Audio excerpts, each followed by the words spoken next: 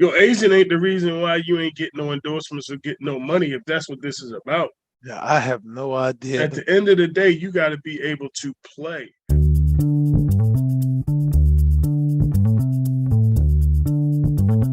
Greetings and salutations, and welcome to the Odd Coaches Podcast. I am your host, Dr. Keith Adams, and with me today is my tag team partner. I don't know why I keep going back to the AWA, but he is the gorgeous Jimmy Garvin to my Mr. Electricity, Steve Regal, as they defeated the Road Warriors with the help from the Freebirds, the icon, the showstopper, the main event, and the reason why we are here, Coach Mike Francis. And Coach, one, did you even watch the AWA? Oh, Talk man. about the boy from New York City. Man, I'm so handsome. No. That's Jimmy Valiant, not Jimmy Garvin. Oh. Jimmy Garvin came out the sharp dressed man. Oh, had his yeah, white that's patty it. The girls with the go spray. crazy about a sharp dressed man. That was him. Yes. And he had the stomp, right? He had the stomp. That was his move. The Garvin move, stomp. No, Garvin was his stepfather who ended up saying that they're brothers. But that's okay. We're going too deep now. Yeah. And I'm a loser because I actually know that information off the top of my head. His finishing maneuver was a brain buster. And he was friends with the Freebirds. And the Freebirds came in and hit the Road Warriors in the back and a lot of heat. Anyway, on today's Wind Up Wednesday edition, that is the most AWA wrestling talk. I got a picture with Animal. Man, I've got an autographed tag belt of Hawk and Animal. But it's not authenticated. So anyway. It is what it is. NBA team news and notes. We're going to preview award season, and I can't wait for my partner to hear about the changes that they've made to some of the awards, because we'll go in detail with that. We'll also talk about the upcoming week in the NBA. But Mike, we're going to start off with Chicago and some melancholy news, man. A Chicago guard, Lonzo Ball, will undergo a third surgical procedure on his left knee in 14 months. And concerns persist that he might not even be able to play. So next season seems to be a wash. And the surgery could cost him most, if not all, of the season. It's a cartilage transplant. My wife's not here to tell me what a cartilage transplant is, but whatever it is, it doesn't sound good. Ball hadn't played since January 14th, excuse me, fans, of 2022. And if you recall, he didn't do the college piece, made goo-gobs of money. So his dad talked a lot about all three balls playing, and yeah, this is not good, man. Any thoughts on Lonzo? Because he came into Chicago with some promise. Yeah, I wish, I hope that first and foremost that he's able to get the cartilage transplant that will allow him to live effectively more so than play basketball. Allow him to repair that, and if playing basketball is warranted once he's healed, then I wish him, success to be able to return. And that's pretty much it when it comes to, the Ball guys. On the bright side for him, when he came to Chicago, he signed a 4-year deal worth $80 million. And unlike the NFL, NBA contracts are guaranteed. So he won't be hungry. I can tell you that. He might not be able to play, but he'll be able to play with his kids. So, all right, we're going to Brooklyn now. Brooklyn Nets coach Jacques Vaughn. It's him and Mike Brown for Coach of the Year. In my opinion, Mike should win, but Jacques should be in the conversation. He got me. He said there are zero discussions about shutting down Ben Simmons for the rest of the year. Ben Simmons already shut down. What is he talking about? I'm trying to stay close and just like that. Seriously, he's going to shut down himself. Come on, man. He was generally vague about what Simmons actually has done, declining to say more, but there's zero discussions about him not playing. So I will tell you, fans, that Ben Simmons is leaving Clutch Sports. According to ESPN reports, Simmons will part way with Clutch Sports. Rich Paul has been his agent since he arrived in the NBA 2016, but Simmons just kind of needs a fresh start. He's expected to hire Bernie Lee as his new agent, He tried on the court. according to reports. And Bernie Lee is Jimmy Butler's agent, who is a former teammate of Ben Simmons. So now the Nets have totally remade themselves after the Durant and Irvin trades, and Simmons just kind of is still there, and not a lot of teams, if any teams, are reaching out about him. Why Mike, would you?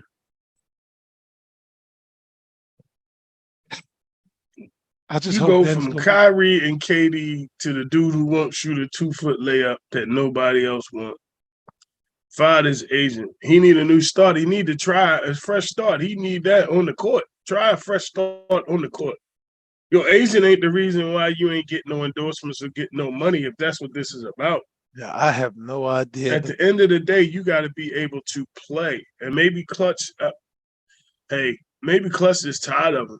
I mean, Rich Paul, no. I mean, I'm sure they try to do everything they can for the dude. No, his contract, well, heck, man, Clutch got him all of his contracts. That's what I'm saying. So how can't can be you mad leave at them? Clutch. No, you've been can't be mad stealing. at Clutch. You've been showing up to practice with a ski mask on, getting you a check.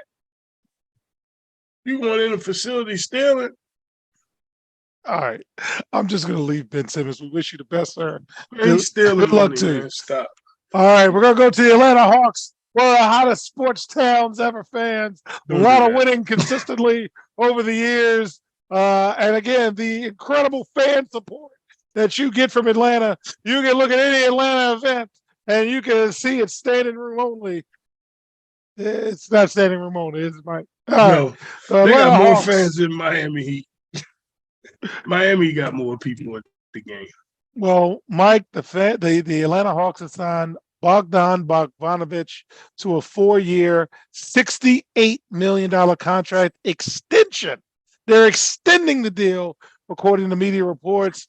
Bogdanovic had an $18 million player option, which he's declining, meaning this new contract will kick in at the start of next season. He is in his third season with the Hawks, averaging 14 points, 3.2 rebounds, and nearly 3 assists while coming off the bench. He provides the Hawks with high-level three-point shooting and is making over 40% of his attempts. So, what does this move do for the Hawks? The problem is he can't get the ball because the little dude down there. He can't get the ball. What's he going to do? They're not going to win the conference. He's not going to win the conference. And the fact that, he getting $68 million. Damn, $68 million extension. I need to go get KJ a shooting. You need to buy a shooting machine. He getting $68 million to sit and watch that dude dribble between his legs and shake his shoulders all night. Don't forget the nutmeg. Oh. All right, finally in this first segment, fans, get your hand out of my pocket. Under the terms of the NBA collective bargaining agreement, 50% of the league's luxury tax payments are delivered in revenue sharing. Yes, you get that kind of information on the Odd Coaches podcast. The Golden State Warriors and the Los Angeles Lakers combined to pay more than $88 million in revenue sharing receipts to smaller market teams, those teams that are actually beating them. The Warriors paid an additional $170 million in luxury tax payments, and your Los Angeles Lakers paid another $45 million in luxury tax as a part of the league's punitive penalty for exceeding the salary cap. 8 more large market teams, including the Knicks, Celtics, the Bulls, the Mavericks, the 76ers, the Heat, the Clippers, and yes, the Brooklyn Nets delivered an additional $75.6 million in revenue sharing to smaller market teams, bringing the total amount from the 10 teams to $163.6 million.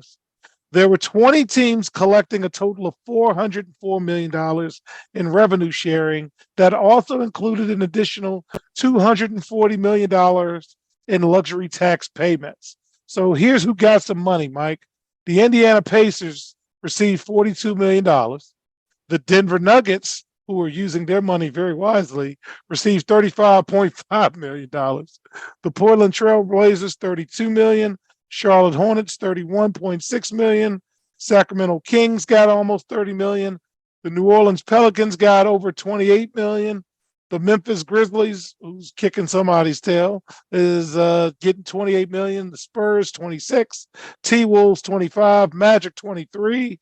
Detroit, 21. And the Cleveland Cavaliers got almost $20 million a year last year for this. The NBA total tax of $481 million accounted for the $240 million shared with 10 non-tax paying teams, which included Oklahoma City, Utah, Atlanta, the Washington Wizards, Milwaukee Bucks, Toronto, Phoenix, and Houston. In other words, all them bums. Exactly. The rich teams are paying luxury tax. For the smaller teams to not spend money. Now, Golden State got the title last year. Yeah, $170 million. They paid for it. Exactly. But you're talking about buying a team. A lot of these other teams, man, I don't know what you spend the money on. They're not. That's the point. That's why they suck. So they're looking for lightning in a bottle, but they suck. And it's, it is what it is. You don't have enough players, and you wonder why you can't win. Well, fans, when we get back in segment 2, it's getting close to award season in the NBA as the regular season winds down. And the NBA kind of switched up how they did awards. We want to put that on the forefront of your plate, and we'll be right back on the Odd Coaches podcast. Why should student athletes use the CKA SAVE Project academic and athletic consulting services? Over the past 15 to 20 years, colleges, universities, professional sports teams, business organizations, and others have increased their use of consulting services to improve their decision-making processes and results. Over the same time, the athletic and academic landscape has changed for high school and college student athletes as the NCAA has raised initial academic eligibility requirements for student athletes while decreasing the number of transfer restrictions. Former college student athletes have noted that they were academic and athletically unprepared for the rigors of college. Let the CKA SAVE Project's close to 30 years of academic and athletic experience help guide student athletes to increase success as we work to help student athletes achieve the goal of obtaining a college degree. For more information, contact Dr. Keith Adams by email at cka@ckasaveproject.org.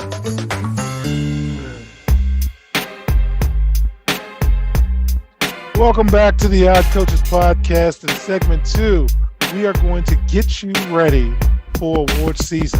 The NBA announced this season that several of its highest profile trophies have been renamed, and you can't deadpan me yet, renamed and redesigned in honor of Hall of Fame players.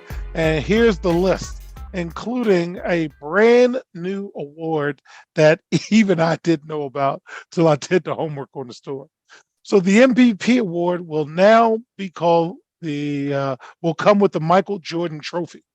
So the MVP award will now come with the Michael Jordan Trophy.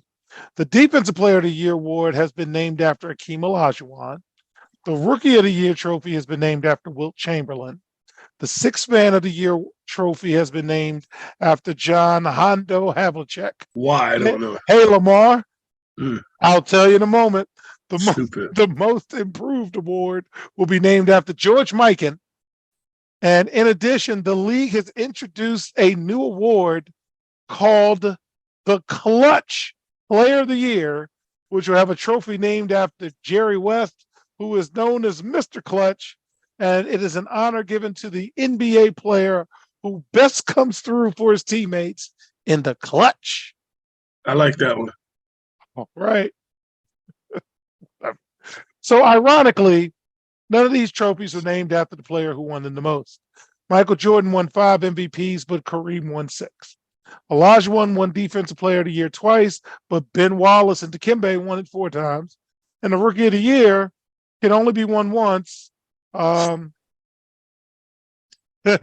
both Wilt Chamberlain and Wes Unseld was named Rookie of the Year and MVP in the same season. And Havlicek and Mikan were both retired by the time their awards came into assistance. But Jordan is widely considered by many as the greatest player in NBA history. So who's going to be mad at that?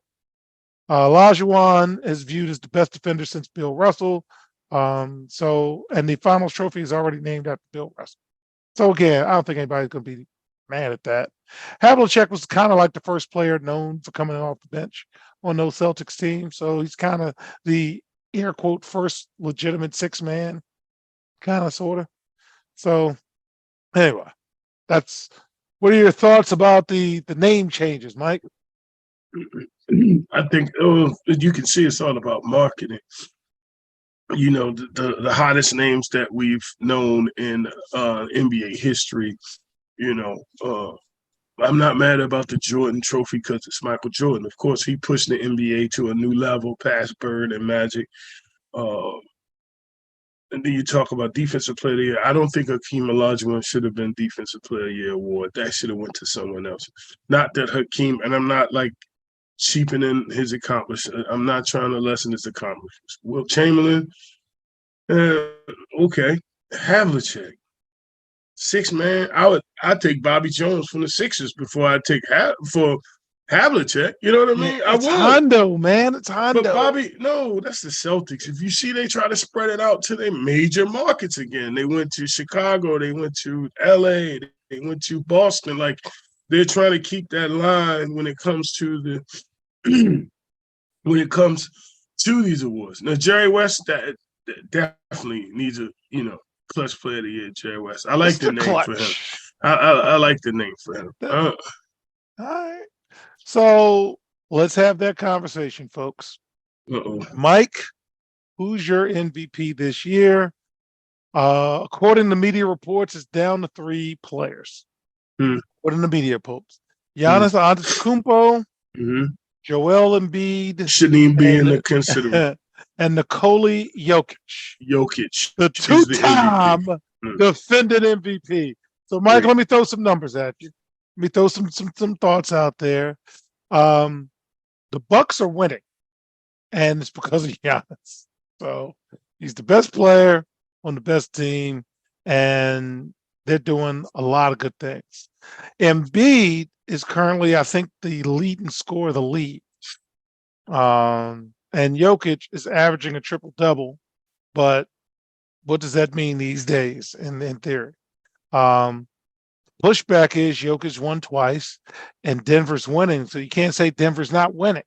So, and Giannis already won 2. Embiid has never made the Eastern Conference Finals, but it's a regular season award. So you also have this. Giannis has already missed 15 games. Embiid's missed 13. And Jokic has only missed 8 games. And we talked last week about the NBA and changing the policy, load management, and so forth. So, Mike, who's in the lead for you in terms of MVP? Jokic, and I apologize for to everyone else, but and there's a lot of good scorers, and there's a lot of good guys who see the floor. There's a lot of good guys that have basketball IQ, but he has all of it. Yeah. Giannis is not all-around players. There is no better player in the league than him. Jokic is the best. If you watch him play and you're a basketball person and you can't say he's not the best player in the league, you don't need to be watching basketball anymore. He can affect the game from the rebound. He's going to pull it up. He's going to come up. He get an assist. He can knock down a shot. He sets screens. There's nothing he can't guard a guard, but that's the only thing he might not be able to do. If he lacks anywhere, it might be foot speed. But when it comes to the game and controlling the game, and he is like Magic Johnson. He plays like Magic Johnson. He's just really big and really slow. But to me, he's like Magic Johnson. He's like LeBron when you got all the other attributes. What's the name don't have that? Antetokounmpo don't have that. He don't have it. Embiid don't have that. You can't. I haven't been a big fan of Embiid. And again, man, this is a no bum conversation. This is just Hey, Yeah. Mike and I talk Yeah. basketball, and here's one thing that gets me. You And offer me any of them, I'm taking Jokic. That's yes, how I, without a yeah. doubt, without a Yeah. doubt, it's not Hands even a down. question. No. So no MVP since Bill Walton has missed more than 11 games. The Mm. durability is a big deal for me in Yeah, terms me of too. selecting. I don't like that they sit out a lot Mhm. and have your reasons, whatever. But when it comes to having awards, you got to play. Can't win on the sidelines. And I'm a big fan of the Joker because Denver's nothing without him. And when you get to the actual rankings and winning, it is a regular season award. It is not a postseason award. So unless you want to make it that based on the criteria, and Mike's going through this as admin, when stuff comes to his desk, look, I know he probably did whatever to you, but did you go through progressive discipline? And if you Did you haven't gone call through the home? process, Exactly. I don't really want to hear Did you about call this home? Tuesday event. Did you call home? Yeah. So, That's my number one question right now. Did you call home? And please don't tell me about the email, but that's another story. So, Mm. fans, for me, it's Joker. For my partner, it's a Joker. And then we'll let everybody else have the noise into this. But yeah, he plays the best. He plays the most games, and his team's number one in the West, and it's a Right. regular season award. And I don't care if Denver's got tossed out of playoffs. I think they're going to make a decent run this year because a lot of newness is coming to these other teams, and they've been together. And I think this is the healthiest they've been because Porter Jr. is still playing, but we'll get to that in the next segment. So, fans, when we get back in segment 3, we'll talk about the NBA week ahead, and we'll be right back on the Eye Coaches podcast. The CKA SAVE Project is an industry leader in advocating for student-athlete academic and athletic needs. Through academic and athletic enrichment, the CKA SAVE Project is on the forefront of the issues facing 21st century student-athletes. As student-athletes continue to struggle to find a better balance between academic and athletic success, the CKA SAVE Project offers academic and athletic services to support student-athlete academic success, including academic skills assessment, academic and athletic consulting, academic monitoring, academic and athletic workshops. For more information or to schedule a free consultation, contact Dr. Keith Adams by email at cka@ckasaveproject.org. Welcome back to the Odd Coaches podcast in segment 3.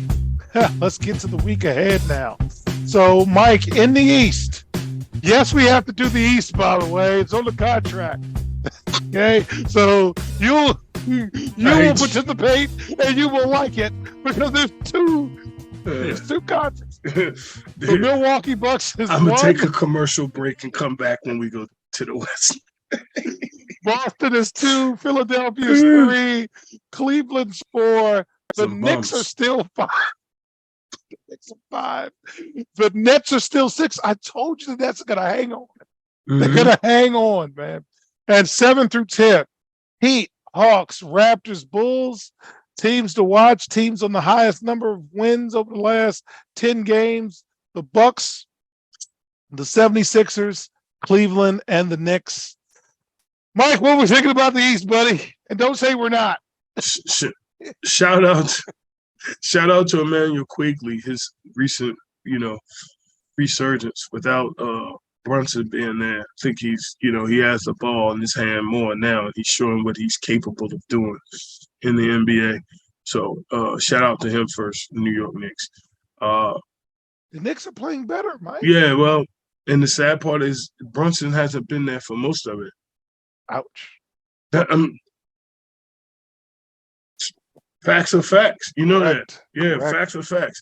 So we're going to talk about the Bucks and Boston really being the top 2. I will speak to the East this time. I think the Bucks have the best team in the NBA East, in the Eastern Conference. I think they do. I don't see anyone else beating them. Boston would have to do a lot in order to do that. 76ers, let's not even put it in question. Like they can't do it. They don't have the people to do it, and definitely no one else. So, No.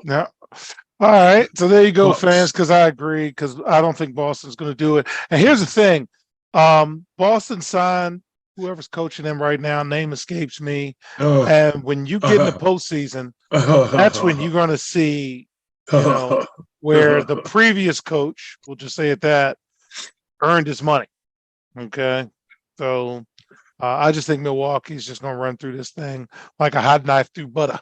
My man said, whatever his name. I don't know. I don't have 0.5 here to go look that You up. sound like me. We switching roles today. All right, let's go to the West. So we got Denver's 1, Mhm. Sacramento's 2, Memphis is still 3, the Suns are 4, the Clippers are 5, Dallas is 6, and then 7 through 10, Golden State, Minnesota, OKC, and the Lakers.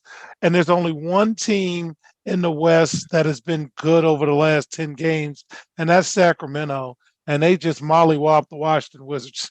And hey, Who thanks don't? for the 450 or whatever I won on that one.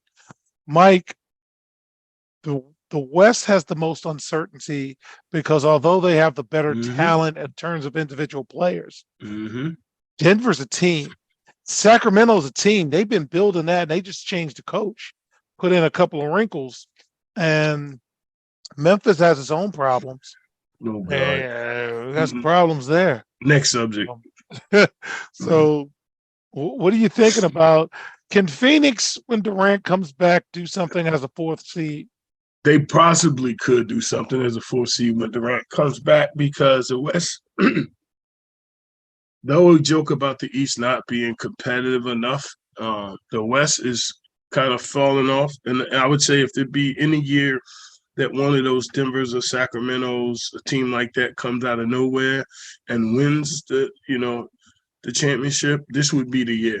From what's going on, everything that's being developed and everything I'm watching now, I honestly, and how I am about regular season champs, because that's what, and to me, Denver and Sacramento, those teams have been. But this might be the year that one of those teams actually win it.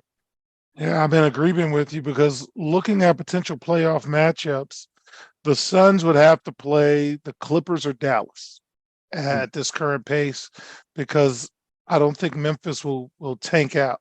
So that's going to be a problem.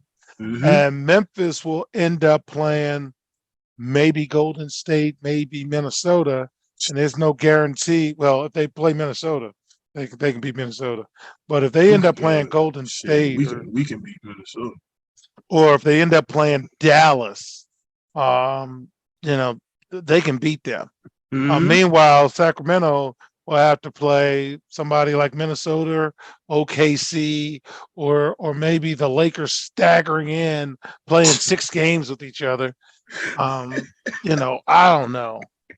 Because the Lakers, you said staggering into the playoffs.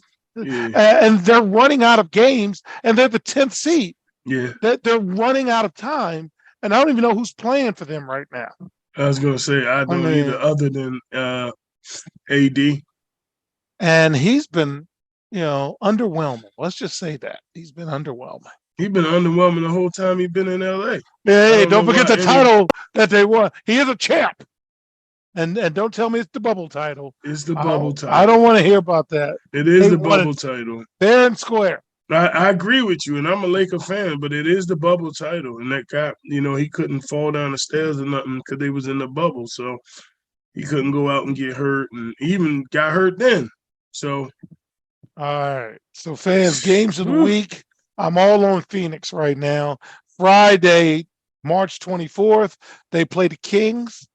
And then Saturday, March 25th, they play the Sixers. So Phoenix has back-to-back games. Who's going to play in the back-to-backs? Because in the playoffs, you don't have it like this, but you're trying to get in the playoffs, and they can't be splitting games right now. They need to be winning games. So that's what I have now. Finally, Mike, sometimes I dream. Charlotte Hornets owner Michael Jordan is engaged in serious talks to sell a majority stake in the franchise to a group led by Hornets minority owner Gabe Plotkin and Atlanta Hawks minority owner Rich Schnall, according to media reports. No deal is imminent, but there's significant momentum on a sale that will eventually install Plotkin and Schnall as co-governors at the Hornets. If the sale is completed, Jordan is expected to remain a minority owner in the Charlotte Hornets. Mike, many people consider Michael Jordan the greatest player. Notice I said many people consider Michael Jordan to be the greatest player. Yeah. I don't know if he's the greatest owner. That was my question. Is he going to step down? If you're the minority owner, I don't think we'll be here. No, but I'm saying they could have hired him on as, a consultant or whatever, even though he sold a part of the shares. Like, why is he doing this? Why is he now selling?